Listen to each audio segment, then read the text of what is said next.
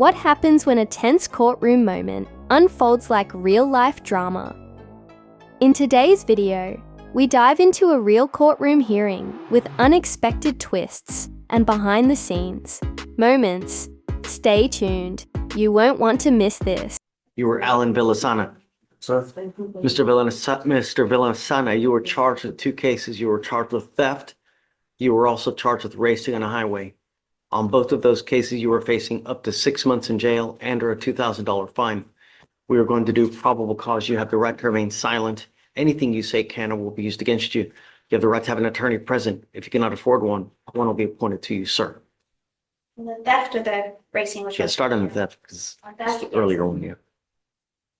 On January 1st, 2025, officers were dispatched to a shoplifter call at a Target in Harris County, Texas. The complainant, the loss prevention employee, called the officer regarding a theft in progress at the location and observed a Hispanic male wearing a tan hoodie and black shorts making a selection and removed the security tape from a JBL speaker box and placed other products inside a shopping cart. The complainant proceeded to keep the surveillance on the male and observe the defendant proceed to exit past all points of sale without any intent to pay the items.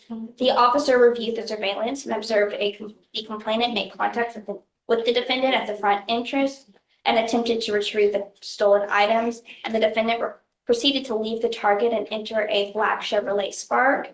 With the assistance of a license plate reader and TLO, the officer determined the motor vehicle to be driven by the defendant and obtained a Texas driver's license, which the officer believed completely matched the Hispanic male captured on the surveillance footage. The total taken was $499.03. Okay. On the racing, please. The scene starts in a courtroom where Mr. Reese is addressing the judge. The charges against him are interference with the duties of a public servant. This means he obstructed or hindered the work of a government official, like a police officer or firefighter. Possession of marijuana, 2 cases. This means he was caught with marijuana on 2 separate occasions. Judge's dialogue. The judge tells Mr. Reese that both marijuana-related charges are being dismissed. They won't affect him anymore. The judge also explains that since Mr. Reese is pleading guilty to the first charge, interference with a public servant, this case will permanently remain on his criminal record. The judge warns Mr. Reese about the consequences. Future offences will lead to harsher punishments. If he gets in trouble again, he could face a minimum of 30 days in jail, waiving certain rights. By pleading guilty, Mr. Reese gives up several important legal rights, such as the right to a trial, where he can present evidence and defend himself, the right to cross-examine, question the people accusing him, the right to compel witnesses to testify in his favor, potential immigration consequences.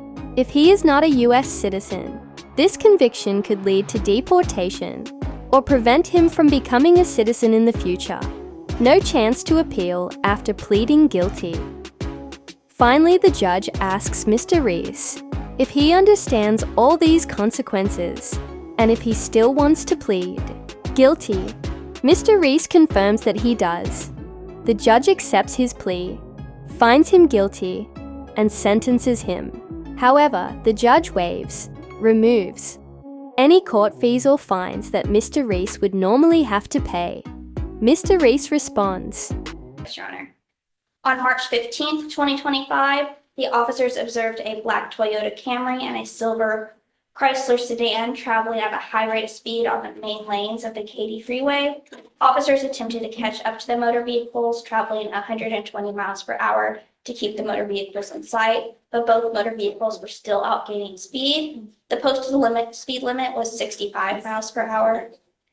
Both the defendant and the silver Chrysler were racing in competition side by side at points, with both motor vehicles accelerating at a high rate of speed, attempting to outdistance and outgain each other. While the defendant and the Chrysler were racing, they were making evasive lane changes and failing to signal lane change, cutting off multiple motor vehicles to get around traffic. causing victims with their motor vehicles to take evasive actions to avoid collisions. The defendant's motor vehicle at one point drove on the right shoulder to pass vehicles in the right lane and was in front of the silver Chrysler. A traffic stop was So initiated. driving on the shoulder Yes, to on the get, shoulder. A traffic stop was initiated and the officer made contact with the defendant, who was the driver. The defendant admitted that he was racing with the other vehicle and that this was not his first time racing, but his first time arrested, and that he would have ran from the officers if he had more gas in the motor vehicle. Mr. Villasana, I'm going to find that there's probable cause to go forward on both of your cases. I'm ordering you now as a condition of your bond not to consume alcohol, illegal drugs, unprescribed controlled medication. I'm going to randomly test you. If I find that you're using, I will revoke the bond on both of your cases and I'm going to put you in jail. I'm also ordering you now not to drive. You will be signing an affidavit with me today promising me you're not going to drive. Do you understand? How long? While this case is open, and if I find that you do, likewise, it's not going to go well for you. Do you understand? Yeah. Can you print me out more affidavits, please? You're not to go to any target whatsoever as well. If I find that you pick up a third case, it's really not going to go well for you. Do you understand? I'm going to do everything in my power to protect my city at all costs. And if that means putting you in jail and making your bonds high, I'll do it in a heartbeat.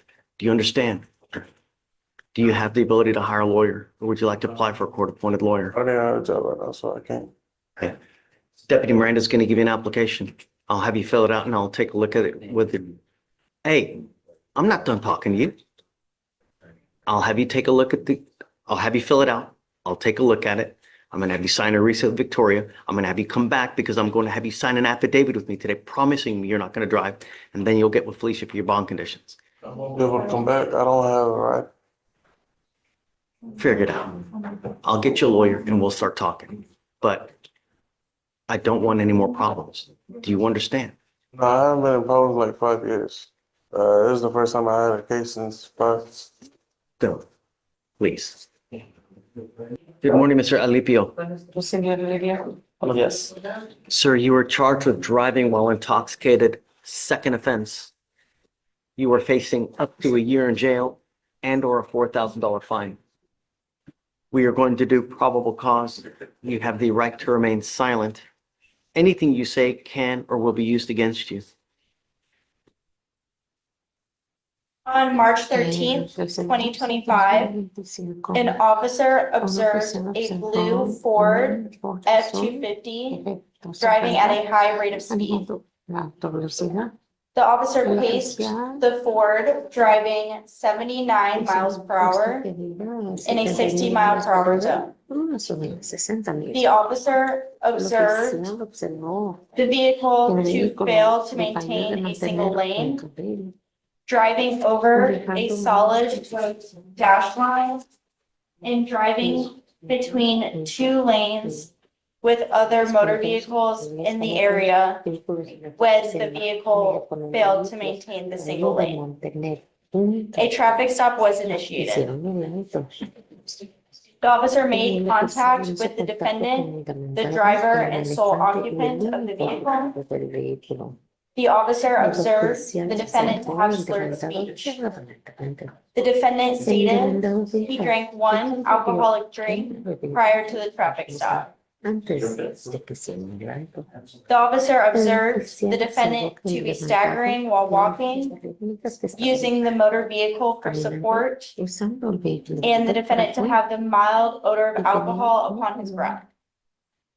The defendant appeared confused, and the officer had to repeat himself multiple times. SFSTs were conducted. 6 out of 6 clues were observed on the HGN. 2 out of 8 clues observed on the walk and turn. 3 out of 4 clues observed on the one-leg stand. The defendant stated he drank 2 to 3 alcoholic drinks prior to the traffic stop. The defendant was arrested. An inventory search was conducted of the defendant's vehicle, and the officer observed a warm to the touch. Thanks, Judge. Have a good day. After Mr. Reese leaves, the judge and court staff discuss another case. They talk about a defendant who will be coming in the next day to sign certain legal conditions. One person mentions that they won't be present in court tomorrow because they will be attending a PC, probable cause, hearing in Galveston. The judge suggests that they can attend the hearing via Zoom if needed, although the person explains that virtual attendance is sometimes difficult. They decide it's okay and continue discussing the next case. The next case is about a defendant named Cesar Garcia, who is being charged with DWI, driving while intoxicated. The judge reads out the facts of the case. Date and time, March 15th, 2025, at 1:15 a.m. Location Pasadena, Harris County, Texas. Incident: a police officer was managing a crash scene when they heard the sound of screeching tires and a vehicle collision nearby. The officer saw that a vehicle had crashed into a parked, fully marked police car, which had its emergency lights on. Fortunately, no one was inside the police car at the time of the crash. The officer noticed that Cesar Garcia was the driver and sole occupant of the vehicle. He appeared confused and showed signs of intoxication: red, glossy eyes, slurred speech, unsteady, lethargic movements, the strong smell of alcohol coming from him. Garcia admitted to the officer that he had consumed 2 beers before driving. The officer conducted field sobriety tests, FSTs, to check Garcia's level of intoxication. Horizontal gaze, nystagmus test, HGN. Garcia showed signs of intoxication. White cup in the center console. Alcohol while driving? 3 to 3/4 full while with the smell of an alcoholic beverage. Tenía un olor de una bebida The fuerte. defendant was read the DIC and refused the Y breath se negó test. el procedimiento. A blood search warrant was signed and executed. Demuestra que sí. Mr. Alipio, Señora Lupita, I would hope that you would recognize it's elementary that you're not to have alcohol in the car while you are driving. I'm going to find that there is sufficient probable cause to go forward with your case. I'm ordering you now as a condition of your bond not to consume alcohol, illegal drugs, or unprescribed controlled medication. I'm going to randomly test you. If I find that you're consuming alcohol or illegal drugs, I will put you in jail. I am now also taking away your privilege to drive. You are not allowed to drive. If I find that you do, because I will have you sign an affidavit, a promise with me that you're not going to drive. I don't give a rat's behind what your excuse is. If I find that you drive, likewise, you will go to jail. I do not know what your immigration status is, but if you were not in this country with permission and you go to jail and immigration finds you, they will put an immigration detainer on you and you will be stuck like Chuck in custody until this case is over with, and then you get shipped off to immigration. Do you understand? Yes. I am sending notice to DPS that there is now a restriction on you that you are not to drive any vehicle that doesn't have an ignition interlock on it. If you were caught driving a vehicle and it does not have an ignition interlock, every officer in this state will know to arrest you and put you in jail. Do you understand? ¿Usted lo entiende? Yes. Your Honor, just to clarify, so he can drive so long as he has a guardian in? No, I'm taking away, he's not allowed to drive at all. No va a poder. Would you consider reinstating his ability to drive because owns his own business? I'm not ready yet. All I know is that he's got alcohol allegedly in the car while he's driving, and it's a second offense. Look at me, Mr. Alipio. Examíname, señor. Do not drive. Do you understand? Yes. Yes, sir. Because of this restriction, you will now be required to obtain a portable device that you're going to take with you everywhere you go to prove to me that you are not consuming alcohol. I don't know if you have a problem with drugs or alcohol. If you do, now is the time for you to address it. Because if I see it becomes a problem, I'm going to address it for you. And I promise you're not going to like the way that I do it. No te va a gustar como lo. Do you understand? ¿Te lo entiendes? Yes. Yes. Because you have a lawyer, I will waive your appearance. That means that you don't have to waste your time coming to court. But it is your responsibility to stay in touch with Lee. If she tells me that she can't get a hold of you because you're ducking and dodging phone calls, you're playing games, you're not responding to her, likewise, I will issue a warrant for your arrest. I'm going to do everything in my power to protect my street at all costs.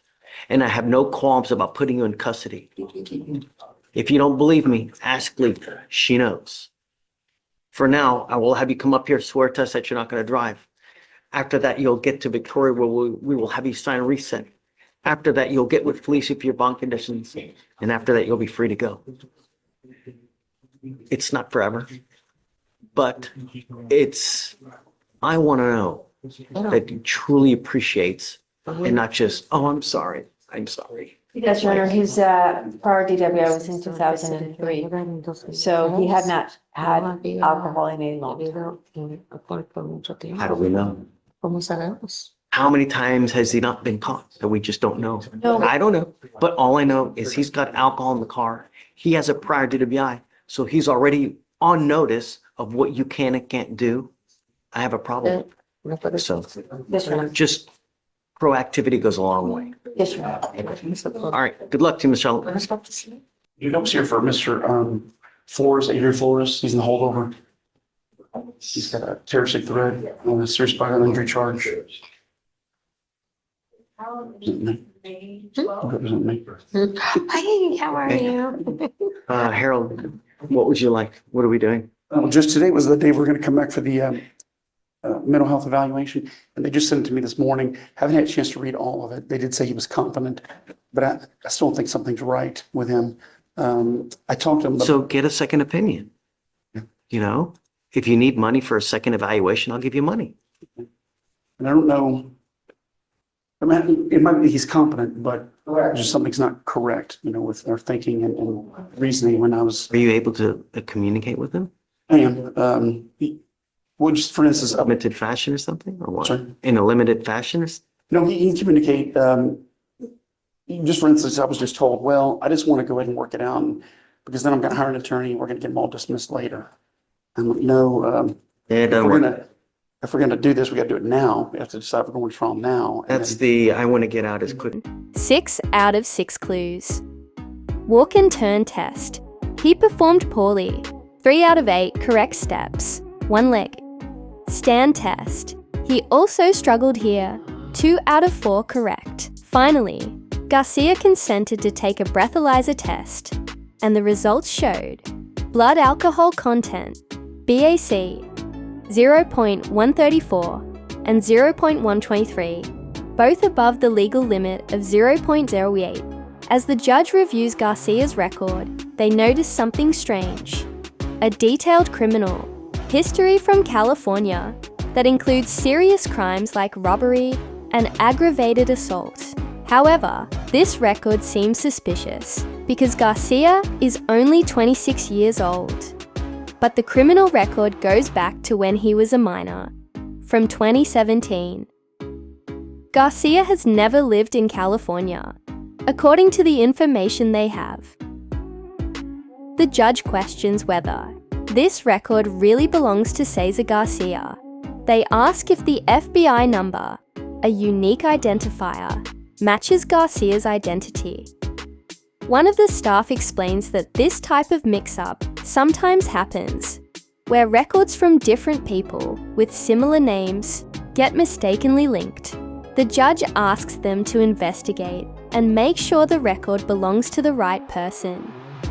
Since there are no confirmed prior DWI convictions on Garcia's record, the judge decides not to impose certain strict conditions, like an ignition interlock device, a breathalyzer for his car. Instead, the judge imposes lighter conditions, no drugs or alcohol,